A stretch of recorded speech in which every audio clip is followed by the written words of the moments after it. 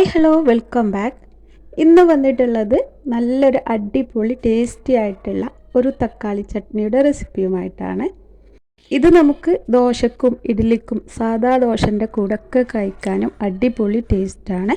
ഏതിൻ്റെ കൂടെ കഴിക്കാനും നല്ലൊരു അടിപൊളി റെസിപ്പിയാണ്. അപ്പോൾ നിങ്ങൾ വീഡിയോ മുഴുവനായിട്ട് തന്നെ കണ്ടുവെക്കുക. വീഡിയോ ഇഷ്ടപ്പെട്ടാൽ ലൈക്ക് ചെയ്യാനും ഷെയർ ചെയ്യാനും മറക്കരുത്. അപ്പോൾ ഇതെങ്ങനെ റെഡിയാക്കിയെടുക്കുന്നത് നോക്കാം. അപ്പോൾ അതിനായിട്ട് ഞാൻ ഒരു പാന് അടുപ്പത്തേക്ക് വെച്ചിട്ടുണ്ട്. അതിലേക്ക് 2.5 ടേബിൾ സ്പൂണോളം വെളിച്ചെണ്ണ ഒഴിച്ചു കൊടുക്കുന്നുണ്ട്. വെളിച്ചെണ്ണ ചൂടായി വന്നാൽ നമ്മളിതിലേക്ക് 1.5 ടേബിൾ സ്പൂണോളം ഉഴുന്നുപരിപ്പാണ് ചേർത്ത് കൊടുക്കുന്നത്. അപ്പോൾ നിങ്ങൾ ഉണ്ടാക്കുന്ന അളവിനനുസരിച്ചിട്ട് ഇൻഗ്രീഡിയൻസിൻ്റെ അളവിൽ വ്യത്യാസം വരുത്താം. ഇനി ഈ എണ്ണയിലിട്ടിട്ട് നമ്മുടെ ഉഴുന്നുപരിപ്പൊന്ന് മൂപ്പിച്ചെടുക്കണം. ജസ്റ്റ് കളറൊന്ന് മാറി വരുന്നത് വരെ നമുക്ക് ഈ എണ്ണയിലിട്ടിട്ട് മൂപ്പിച്ചെടുക്കാം. അപ്പോൾ അതൊന്ന് മൂത്ത് വന്നാൽ നമ്മളിതിലേക്ക് എരിവിന് ആവശ്യമായിട്ടുള്ള മുളക് ചേർത്ത് കൊടുക്കുക. ഞാനിവിടെ ഒരു കാശ്മീരി മുളകും ഒരു സാദാ എരിവുള്ള വറ്റൽമുളകുമാണ് ചേർത്ത് കൊടുത്തിട്ടുള്ളത്. നിങ്ങൾക്ക് വേണമെന്നുണ്ടെങ്കിൽ എരിവുള്ളത് മാത്രമായിട്ടും അല്ലെങ്കിൽ കാശ്മീരി മുളക് മാത്രമായിട്ടും ചേർത്ത് കൊടുക്കുക.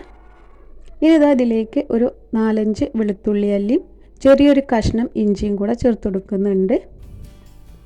കൂടെ തന്നെ ഒരു വലിയ സവാളയുടെ പകുതി ഇതുപോലെ കഷ്ണങ്ങളാക്കിയിട്ട് ചേർത്ത് കൊടുക്കുന്നുണ്ട്. വലുതാണെങ്കിൽ ഹാഫ് മതിയാവും, ചെറുതാണെങ്കിൽ 1 ചേർത്ത് കൊടുക്കുക. എന്നിട്ട് ഇതുപോലെ നന്നായിട്ട് കനം കുറഞ്ഞിട്ട് അരിഞ്ഞെടുക്കേണ്ട ആവശ്യമില്ല. വലുതാക്കിയിട്ട് ഇതുപോലെ പീസാക്കിയിട്ട് ചേർത്ത് കൊടുത്താലും മതി. എന്നിട്ട് ജസ്റ്റ് ഒന്ന് വാട്ടിയെടുക്കുക. ഇനി ബാക്കിയുള്ള ഇൻഗ്രീഡിയൻസ് ചേർത്ത് കൊടുക്കുമ്പോൾ അതിൻ്റെ കൂടെ തന്നെ വാടി വന്നോളും. ഇനി ഇതിലേക്ക് വലിയൊരു തക്കാളി ചേർത്ത് കൊടുക്കുന്നുണ്ട്.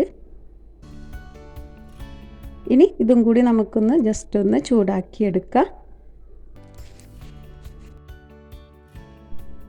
തക്കാളിയും കൂടി ജസ്റ്റ് ഒന്ന് ചൂടായി വന്നാൽ ഇതിലേക്ക് 2 ടേബിൾ സ്പൂണോളം ചിരകിയ തേങ്ങയും കുറച്ച് കറിവേപ്പിലയും കൂടെ ചേർത്തിട്ട് ഒന്നും കൂടി നന്നായിട്ടൊന്ന് ചൂടാക്കിയെടുക്കാം.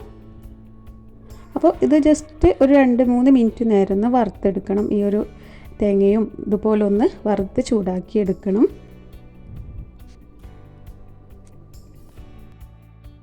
ഇനി ഇതിലേക്ക് ആവശ്യത്തിന് ഉപ്പ് ചേർത്ത് കൊടുക്കുന്നുണ്ട്.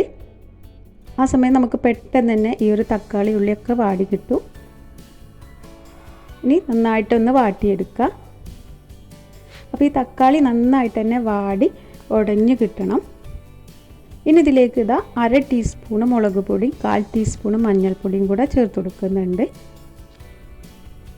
എന്നിട്ട് ഈ ഒരു മസാലപ്പൊടിയും കൂടി നമുക്കിതൊന്ന് ചൂടാക്കിയെടുക്കണം. തക്കാളി നന്നായിട്ട് തന്നെ ഉടഞ്ഞ് അതിൻ്റെ ഒരു പച്ച സ്മെല്ലൊക്കെ മാറി വരുന്നത് വരെ നന്നായിട്ട് തന്നെ നമുക്ക് വേവിച്ചെടുക്കണം.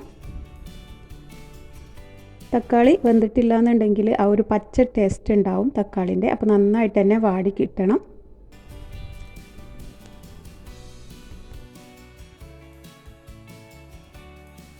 അപ്പോൾ തക്കാളി നന്നായിട്ട് തന്നെ വാടി നന്നായിട്ട് ഉടഞ്ഞ് കിട്ടിയിട്ടുണ്ട്.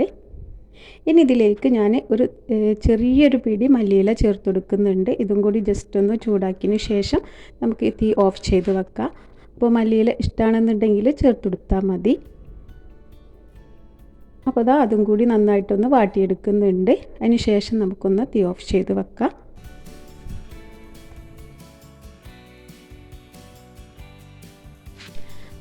അപ്പോൾ മല്ലിയിലും കൂടി ജസ്റ്റ് ഒന്ന് ചൂടായി വന്നിട്ടുണ്ട്. ഇനി നമുക്ക് തീ ഓഫ് ചെയ്ത് വെക്കുന്നുണ്ട്.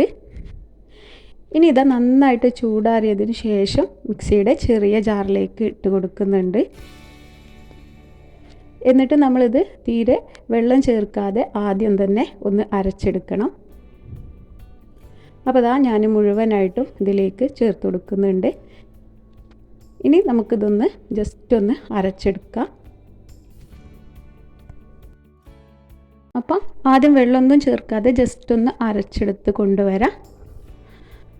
ഇനി അതിന് ശേഷം നമുക്കൊരു 2-3 ടേബിൾ സ്പൂണോളം വെള്ളം ഒഴിച്ചിട്ട് ഒന്നും കൂടെ ജസ്റ്റ് ഒന്ന് അരച്ചെടുക്കാം. അങ്ങനെ ചെയ്താൽ നമുക്കിത് പെട്ടെന്ന് തന്നെ അരഞ്ഞ് കിട്ടും. അപ്പോൾ ഞാൻ ഒന്നും കൂടെ വെള്ളം ചേർത്തിട്ട് അരച്ച് കൊണ്ടുവന്നിട്ടുണ്ട്. ഇത് നന്നായിട്ട് പേസ്റ്റാക്കി അരച്ചെടുക്കേണ്ട ആവശ്യമില്ല. ചെറിയൊരു തരിയോട് കൂടെ അരച്ചെടുത്താൽ നല്ല ടേസ്റ്റ് ഉണ്ടാവുക.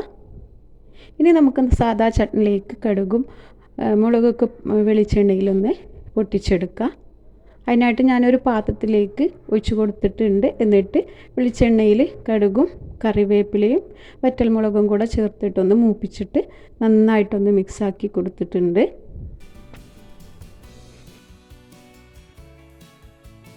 അപ്പോൾ ഇതാ നമ്മുടെ ചട്നി ഇവിടെ റെഡി ആയിട്ടുണ്ട്.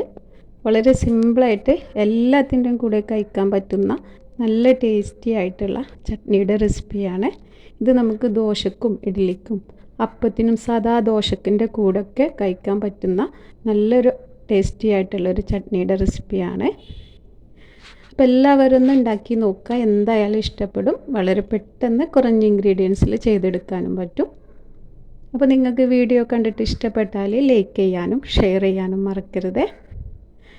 സബ്സ്ക്രൈബ് ചെയ്യാതെ വീഡിയോ കാണുന്നവരുണ്ടെങ്കിൽ സബ്സ്ക്രൈബ് ചെയ്ത് സപ്പോർട്ട് ചെയ്യാനും മറക്കരുത്. അപ്പോൾ പുതിയൊരു വീഡിയോയുമായിട്ട് വീണ്ടും കാണാം. Thank you.